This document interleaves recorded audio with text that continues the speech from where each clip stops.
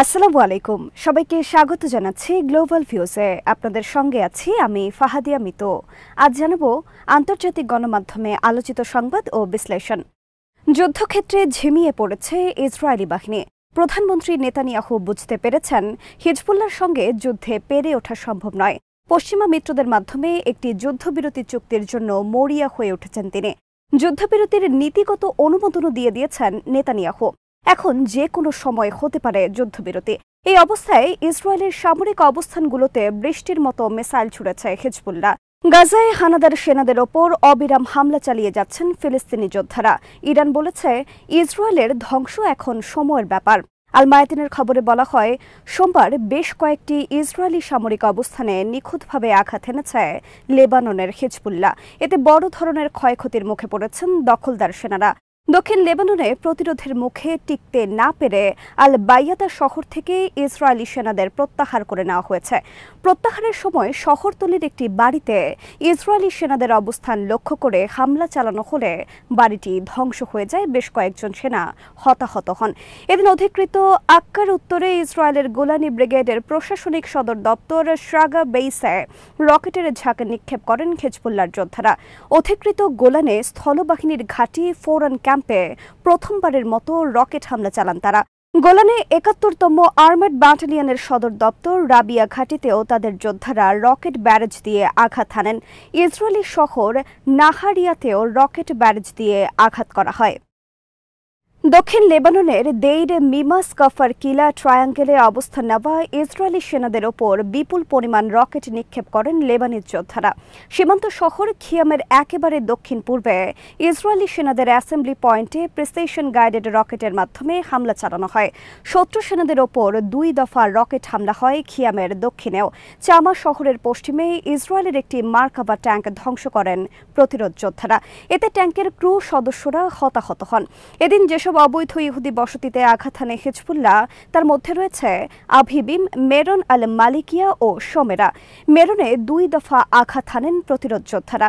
সোমবার হিজবুল্লাহর ড্রোন ব্যবহার ছিল চোখে পড়ার মতো। যুদ্ধক্ষেত্রের লাইভ ফুটেজ সরবরাহ করা ক্ষুদ্রাকৃতির এসব বিস্ফোরক বোঝাই ড্রোনের মাধ্যমে বিভিন্ন লক্ষ্যবস্তুতে নিখুঁতভাবে আঘাত হানেন তারা। ২১ অভিযানের মধ্যে ৬টি অভিযানই পরিচালিত হয়েছে ড্রোন ব্যবহার করে। এর মাধ্যমে যুদ্ধক্ষেত্রে হিজবুল্লাহর কার্যকর উপস্থিতিও প্রমাণিত হয়েছে। এদিন তাদের প্রথম ড্রোন হামলা হয় লেবাননের ইয়ারিন শহরে শত্রু সেনাদের সামরিক যান ও আর্টিলারি অবস্থানে। দ্বিতীয় হামলা হয় ইসরায়েলের কফার জুভাল বসতির উত্তরে আল আজাল হিলের সেনা সমাবেশে। তৃতীয় হামলা হয় কাপ্রি বসতিতে ইসরায়েলি সেনাদের ব্যবহার করা একটি বাড়িতে। ৩টি হামলাই লক্ষ্যবস্তুতে নিখুঁতভাবে আঘাত হানে। এর আগে হিজবুল্লাহর ড্রোন লেবাননের দেইর মিমাসের একেবারে পূর্বে ইসরায়েলি সেনাদের অ্যাসেম্বলি পয়েন্টে আছড়ে পড়ে। এ সময় ২টি ড্রোন আঘাত হানে দক্ষিণ খিয়াম এবং এবিল আল সাকিতে হানা দেওয়া ইসরায়েলি সেনাদের গাড়িগুলোর ওপর।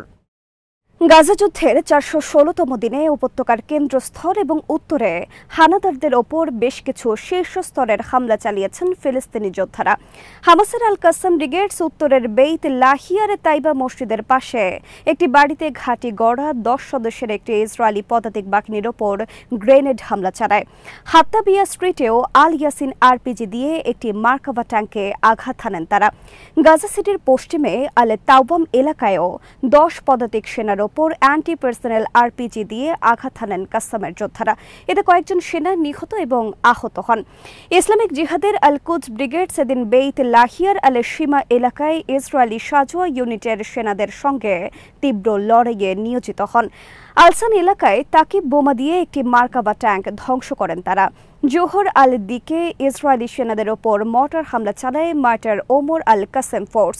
নেজারি মুখে যৌথ অভিযানে কাসাম এবং কুদসের যোদ্ধারা ইসরায়েলি কমান্ড অ্যান্ড কন্ট্রোল সাইটে হেভি মর্টার শেল দিয়ে আঘাত হানেন। প্রভাবশালী মার্কিন সংবাদপত্র ওয়াশিংটন পোস্ট জানিয়েছে, ইসরায়েলি সেনাদের মধ্যে যুদ্ধের ক্লান্তি ক্রমেই বাড়ছে। এক নিবন্ধে সংবাদপত্রটি উল্লেখ করেছে, সামরিক পরিষেবার জন্য ডাকা কয়েক হাজার পুরুষের অনুপস্থিতি প্রভাব ফেলছে অর্থনীতির ওপরও। নিবন্ধে বলা হয়, যুদ্ধের জন্য ডাক পাওয়া ইসরায়েলি রিজার্ভ সেনাদের অনেকেই দায়িত্ব পালনের জন্য রিপোর্ট করছেন না। তারা যুদ্ধে অংশগ্রহণ করা থেকে বিরত থাকছেন। ইসরায়েলের সশস্ত্র বাহিনীর মুখপাত্র নাদাব শোশান প্রতিষ্ঠান এর বরাতে ওয়াশিংটন পোস্ট বলেছে, তালিকাভুক্ত রিজার্ভ সেনাদের মধ্যে প্রায় 15% যুদ্ধে যোগ দেওয়া থেকে বিরত থাকছে। পত্রিকাটি আরও বলেছে, আধুনিক সময়ে ইসরায়েল দীর্ঘতম যুদ্ধের মোকাবেলা করছে, যা ইসরায়েলের জন্য নজিরবিহীন ক্ষতি ডেকে এনেছে। ইসরায়েলের দাবি অনুযায়ী চলমান যুদ্ধের কারণে কমপক্ষে 804 জন সেনা নিহত এবং 5400 সেনা আহত হয়েছেন। তবে প্রতিরোধ যোদ্ধারা বলছেন, হতাহত ইসরায়েলি সেনার সংখ্যা এর চেয়ে অনেক বেশি। নাম প্রকাশে অনিচ্ছুক এক ইসরায়েলি রিজার্ভ সেনা জানিয়েছেন, তার ইউনিটে 12 জন সেনা ছিলেন। এখন সেই ইউনিটের সেনা সংখ্যা 5-এ নেমে এসেছে। 7 জন সেনা যুদ্ধে ফিরতে রাজি হননি। আগামী 24 থেকে 36 ঘণ্টার মধ্যে হিজবুল্লাহর সঙ্গে ইসরায়েলের যুদ্ধবিরতি চুক্তির ঘোষণা আসতে পারে বলে ইঙ্গিত দিয়েছেন লেবানন এবং ইসরায়েলের কর্মকর্তারা। হিজবুল্লাহর সঙ্গে একটি যুদ্ধবিরতি চুক্তির বিষয়ে মঙ্গলবার ইসরায়েলি মন্ত্রিসভায় ভোটাভুটি হবার কথা। এর মধ্যে চুক্তির পরিকল্পনাটি নীতিগতভাবে অনুমোদন দিয়েছে ইসরায়েলি প্রধানমন্ত্রী। যুদ্ধবিরতি চুক্তি সম্পর্কে জানেন এমন সূত্রগুলোর বরাতে এই তথ্য জানিয়েছে আল জাজিরা, সিএনএন ও ওয়াল স্ট্রিট জার্নাল। খবরে বলা হয়, মার্কিন প্রেসিডেন্ট জো বাইডেন এবং ফরাসি প্রেসিডেন্ট ইমানুয়েল ম্যাক্রো খুব শিগগির হিজবুল্লাহ ইসরায়েলের মধ্যে একটি যুদ্ধবিরতি ঘোষণা করবেন। সোমবার নেতানিয়াহুর মুখপাত্র সিএনএনকে জানিয়েছেন, ইসরায়েলি মন্ত্রিসভা মঙ্গলবার প্রস্তাবিত যুদ্ধবিরতির চুক্তিতে ভোট দেবে এবং আশা করা হচ্ছে চুক্তিটি পাশ হবে। সূত্রগুলো বলেছে, এখন পর্যন্ত আলোচনা ইতিবাচকভাবে এগিয়ে যাচ্ছে বলে মনে হচ্ছে। তবে তারা এও স্বীকার করেছেন, ইসরায়েল ও হিজবুল্লাহ প্রতিনিয়ত একে অপরের ওপর হামলা চালিয়ে যাচ্ছে, তাই সামান্য ভুলে আলোচনা ভেস্তে যেতে পারে। তবে সোমবার সন্ধ্যার পর যুদ্ধবিরতির চুক্তির আলোচনার সঙ্গে পরিচিত একজন লেবানিজ কর্মকর্তা বলেছেন, 24 ঘণ্টার মধ্যে যুদ্ধবিরতি ঘোষণা করা হবে বলে আশা করা হচ্ছে। এদিকে লেবাননে যুদ্ধবিরতির চুক্তি হতে পারে এমন খবরে ইসরায়েলে মিশ্র প্রতিক্রিয়া দেখা গেছে। দেশটির কট্টর ইহুদিবাদী জাতীয় নিরাপত্তা মন্ত্রী ইতামার বেন গাভির চুক্তিটিকে বড় ভুল বলে অভিহিত করে বলেছেন, এখনই হিজবুল্লাহকে নির্মূল করার ঐতিহাসিক সুযোগ। প্রতিবেদনে বলা হয়, ইসরায়েল এবং হিজবুল্লাহর মধ্যে লড়াই শেষ করতে যুক্তরাষ্ট্র 60 দিনের যুদ্ধবিরতির প্রস্তাব করেছে। যুদ্ধবিরতি চুক্তি কার্যকর হলে আশা করা হচ্ছে এর মাধ্যমে স্থায়ী যুদ্ধবিরতি সম্ভব।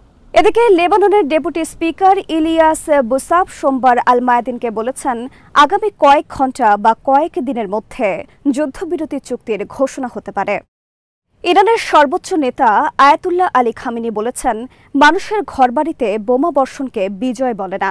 সোমবার ইরানের স্বেচ্ছাসেবী বাহিনী বেসিজের হাজার হাজার সদস্যের এক সমাবেশে তিনি বলেন, বোকা ইহুদিবাদীরা যেন এটা না ভাবে যে তারা মানুষের ঘরবাড়িতে, হাসপাতালে, জমায়েতস্থলে বোমা বর্ষণ করছে বলেই বিজয়ী হয়ে গেছে।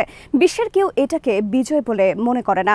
সর্বোচ্চ নেতা বলেন, শত্রুরা গাজা ও লেবাননে বিজয়ী হয়নি, শত্রুরা গাজা ও লেবাননে বিজয়ী হতে পারবে না। খামেনি আরও বলেন, যুদ্ধবাজি নেতানিয়াহুর বিরুদ্ধে গ্রেফতারি পরোয়ানা যথেষ্ট নয়। নেতানিয়াহু এবং ইসরায়েলের অপর অপরাধী নেতাদের মৃত্যুদণ্ড দিতে হবে। লেবানন, গাজা ও ফিলিস্তিনে ইসরায়েলি অপরাধযজ্ঞের মাধ্যমে তারা যা করতে চায় ফলটা তার উল্টো হবে, অর্থাৎ প্রতিরোধ সংগ্রাম আরও শক্তিশালী ও জোরদার হবে।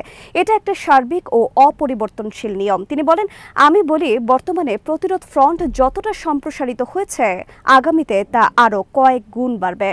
ইরানের সেনাপ্রধান মেজর জেনারেল আব্দুর রহিম মুসাবি বলেছেন, বর্ণবাদী ইসরায়েল সরকারের আগ্রাসনের মোকাবেলায় প্রতিরোধ ফ্রন্টকে তাদের বৈধ ও ন্যায়সঙ্গত লড়াইয়ে নিরবচ্ছিন্নভাবে সমর্থন দিয়ে যাবে ইরান। জেনারেল মুসাবি তেহরানে এক অনুষ্ঠানে বলেন, গাজা যুদ্ধ পরবর্তী সময়ের জন্য ইসরায়েলের কাছে কোনো পরিকল্পনা নেই। এই যুদ্ধ শুরু হওয়ার 1 বছরেরও বেশি সময় পর এখন ইসরায়েল চরম অচলাবস্থার মুখে পড়েছে। নতুন নতুন চ্যালেঞ্জের মুখে পড়ার কারণে দখলদার সরকার যুদ্ধ পরবর্তী সময়ের জন্য কোনো পরিকল্পনা তুলে ধরতে পারছে না। ইরানের সেনাপ্রধান বলেন, প্রতিরোধ ফ্রন্ট এখনও পূর্ণ শক্তিতে বিদ্যমান এবং তারা বিগত 1 মাসে ইহুদিবাদী সরকারকে বড় ধরনের আঘাত করেছেন। এই প্রতিরোধ শুধু সামরিক খাতে সীমাবদ্ধ নয়, বরং এর মধ্যে শক্তি ও ক্ষমতার সবগুলো উপাদান রয়েছে। তিনি বলেন, গত বছরের আল আকসা ফ্লাড অভিযানের নেতৃত্ব দিয়েছে হামাস এবং সেটি ছিল একটি গুরুত্বপূর্ণ টার্নিং পয়েন্ট। ওই অভিযানের ফলে ইসরায়েলের সমর্থক পশ্চিমা শাসক গোষ্ঠীগুলোর মধ্যে দ্বিধা বিভক্তি দেখা দেয়।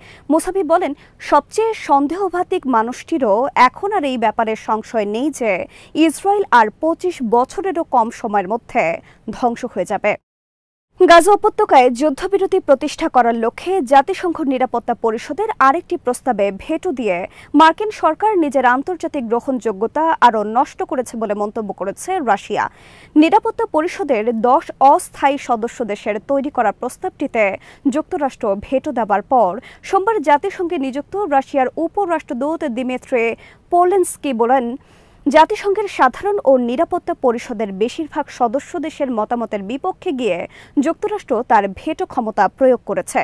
সমাধানে বাধা সৃষ্টির এই প্রচেষ্টার ফলে মার্কিন যুক্তরাষ্ট্রের বর্তমান প্রশাসন নিজের গ্রহণযোগ্যতায় যেই কলঙ্ক লেপন করেছে তা কখনো মুছে যাবে না।